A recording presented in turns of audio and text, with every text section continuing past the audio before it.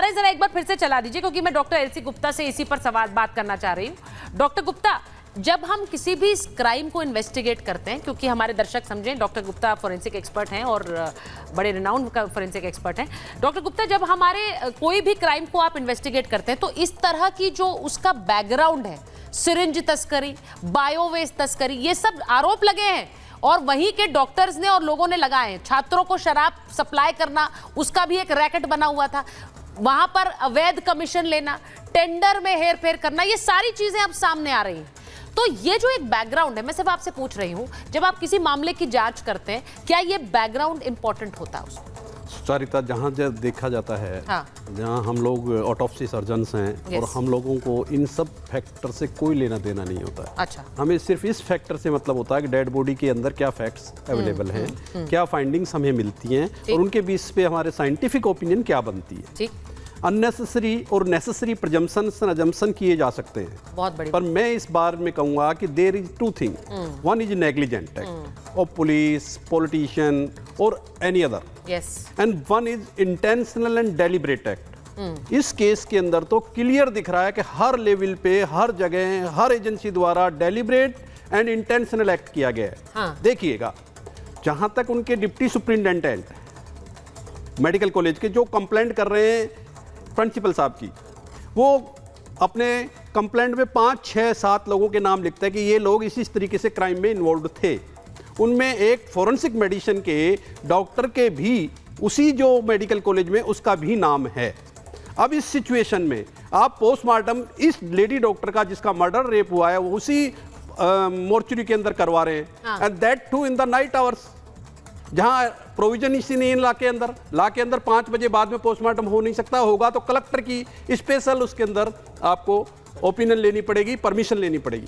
दूसरी चीज, इतनी क्या जल्दी थी अगर उसको रात को ही डेड बॉडी को आपने क्रिमेट। अच्छा, ये बात बताइए, आप बतौर फोरेंसिक एक्सपर्ट ये बात बताइए कि जिस तरह से क्रिमेशन कर दिया गया, जिस तरह पोस्टमार्टम किया गया, उसके बाद एफआईआर हुई, यानी कि बहुत देर बाद परिवार को जानकारी मिली, जो सवाल कल सुप्रीम कोर्ट ने भी उठाए, उससे सच पता लगने में दिक्कतें होंगी।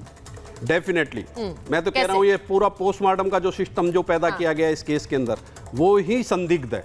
इस केस में पोस्टमार्टम इस इंस्टीट्यूट में इधर होना नहीं चाहिए था। अगर हुआ तो दिल्ली के अंदर जैसे हम लोग करते हैं, 3 डिफरेंट जगह से सीनियर मोस्ट ऑटोप्सी सर्जन्स आते हैं, स्पेशलिस्ट होते हैं, वो आके उस जगह पोस्टमार्टम करते हैं। एक केस हिंदूराव में हुआ था इसी तरीके से बहुत पहले। उस टाइम पे जो इन्वेस्टिगेटिंग ऑफिसर थे, एक डीसीपी थे, और उनने जब इन्वेस्टिगेशन किया तो 3 लोग डिफरेंट जगह से बुला के वहां हिंदूराव में पोस्टमार्टम किया था। हिंदूराव के डॉक्टर को हटा दिया गया था। ठीक है, I was one of the part of that postmortem examination. इस सिचुएशन में जो यहाँ पे लग रहा है, जो इस सिचुएशन में यहाँ लग रहा है, पोस्टमार्टम इस इंस्टीट्यूट में इधर तो होना नहीं चाहिए था।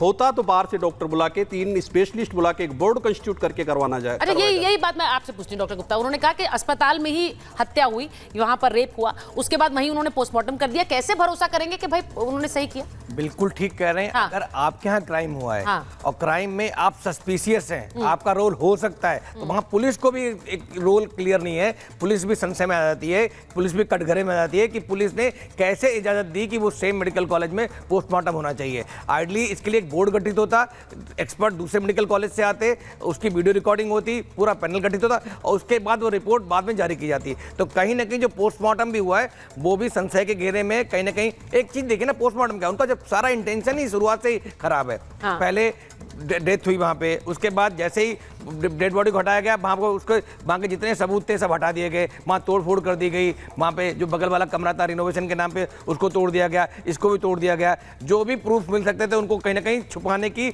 हटाने की कोशिश की गई। इस व्यक्ति को भी बचाने की कोशिश की गई। एफआईआर लेट हुई है। ये तो हमने नहीं, तो सुप्रीम कोर्ट ने सारी बातें मानी है और सब बातें संज्ञान में ली है और स्वतः संज्ञान में ली है। एग्जैक्टली। अब मैं एक बार मैं जरा ये भी सुनवाना चाहती हूँ। हाँ, मैं आ रही हूँ, इसी विषय में आपके पास आ रही हूँ।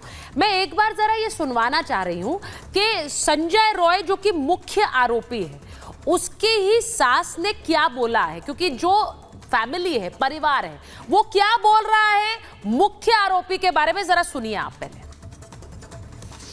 इस तरह से मैं बेटी को नहीं देख सकता था, क्या वजह थी? शादी को तो ज्यादा दिन नहीं हुए हाँ, थे। शादी 2 साल हुआ था, उसमें बीमार गिरा, मारा धरा, बीमार गिरा, 3 महीना का पेट में बच्चा था, वो भी खराब किया। फिर पुलिस का रिपोर्ट लिखाया, पुलिस रिपोर्ट लिया कालीगंज थाना में। हाँ, जब उसको देखा, जब अपना बेटी को देखे, जब बेटी को मेरा सही नहीं रखा तो फिर हम रिश्ता कैसा रखा। सही नहीं रखा मतलब? हाँ, गलत व्यवहार किया, मारपीट दंगा किया। संजय ठीक नहीं था। अब उसको आप लोग फांसी में चढ़ाइए चाहे जो चढ़ाइए, उसमें देखिए ये अपराध में, इसमें हम नहीं बोलेगा। अब जहाँ वो अकेला लड़का, उसको मार खत्म कर नहीं सकेगा, अकेला तो उसका कैपेसिटी नहीं होगा। अब जो संजय रॉय की सास हैं वो क्या कह रही हैं? संजय रॉय की सास ने संजय पर बड़ा खुलासा किया है और वो ये कह रही है कि ये व्यक्ति ठीक नहीं था, बेटी के साथ मारपीट किया करता था। पुलिस में उसकी शिकायत दर्ज भी कराई थी लेकिन कोई कार्रवाई नहीं हुई। संजय अकेला सब नहीं कर सकता, वो ये भी कह रही है। ये सब संजय अकेला नहीं कर सकता, इतना मैं उसे जानती हूं, लेकिन संजय अच्छा इंसान नहीं था तो उसकी संलिप्तता इसमें है, ये वो कह रही है। वो कह रही है हम तो चाहते हैं अगर ये सब कुछ किया है उसने तो उसको फांसी हो। तो ये बात संजय रॉय की सास बोल रही है। अब बड़ी बात मैं आपसे पूछूंगी एक बार डॉक्टर गुप्ता के डॉक्टर देसाई, मैं आपसे पूछूंगी जिस तरह से वो बता रही हैं संजय रॉय के बारे में जो मुख्य आरोपी है। मैंने पहले भी कहा कि बार बार एक सवाल ये पूछा जा रहा है कि सरकार, सिस्टम, प्रशासन जो भी बॉचअप हुआ, क्या एक संजय रॉय को बचाने के लिए हो रहा है? इसे कोई मानने को तैयार नहीं है। लोगों को लग रहा है कि इसके पीछे एक बड़ी स्टोरी है। लेकिन संजय रॉय जिस तरह का किरदार सास ने बताया, एक क्रिमिनल, वो पहले ही बता रही है वो मारपीट किया करता था। अगर आप गौर करें, बहुत सारे ऐसे क्राइम सिनेरियोज में अमेरिका में, भारत में जो क्लोज फैमिली मेंबर थे वो सच बता देते। हाँ। एक व्यक्ति जैसे JFK में कहा गया था that Lee Harvey Oswald was only a patsy, there's a whole lot of large framework and cover up। तो मैं बार बार कहूंगा, हम सबकी राय एक मुद्दे पे क्लियर है कि कवर अप बहुत बड़ा है और उसका नेक्सस भी बहुत गहरा है।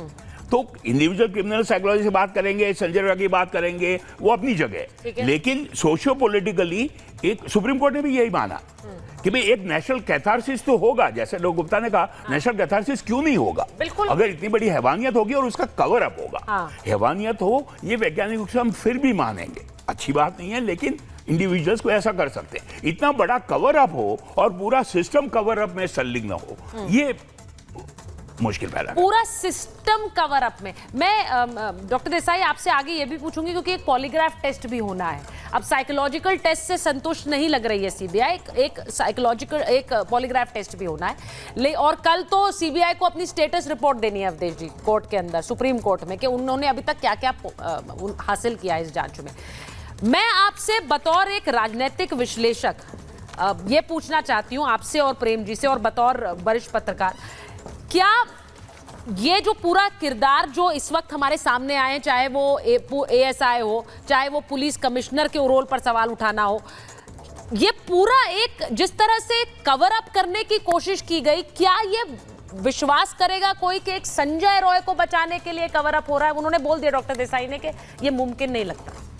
बिल्कुल, बहुत अहम बात उन्होंने कही कि ये बड़े क्राइम का, संगठित अपराध के खिलाफ इस लड़की की शहादत, डॉक्टर बेटी की शहादत है ये, और ये शहादत इस संगठित अपराध के खिलाफ है, आइसोलेटेड क्राइम के खिलाफ नहीं है। ठीक, ये समझ लीजिए। जब संगठित अपराध के खिलाफ है, यहीं पर मैं डॉक्टरों पर भी सवाल उठाता हूं कि आपकी मांद में मेडिकल कॉलेज में एक डॉक्टर की हत्या हो जाती है और इस संगठित अपराध में डॉक्टर्स भी शामिल है, उनके बगैर ये संगठित अपराध हो नहीं सकता। बहुत बड़ा आरोप नहीं लगा सकते। नहीं, ये देखिए, आरोप नहीं लगा तो बोला है, थोड़ा कंट्रोवर्शियल हो सकता है, मुझे कंट्रोवर्शियल हो सकता है। डॉक्टर बोलने दीजिए, अगर बात नहीं आएगी तो नहीं आएगी। उस लड़की की तरफ से कोई बोल नहीं रहा है, वो संगठित अपराध, सब लड़की की तरफ से ही बोल रहे हैं। मुझे बोलने दीजिए, आप ये मत कहिए कि लड़की की तरफ से कोई नहीं बोल रहा है, सब लड़की की तरफ से ही बोल रहे हैं। मुझे बोलने दीजिए, मेरा नजरिया है कि लड़की की तरफ से नहीं बोल रहा है, उस संगठित अपराध की शिकार हुई है और उसमें वो डॉक्टर्स भी शामिल हैं जिनके प्रोटेक्शन के लिए सुप्रीम कोर्ट खड़ा है।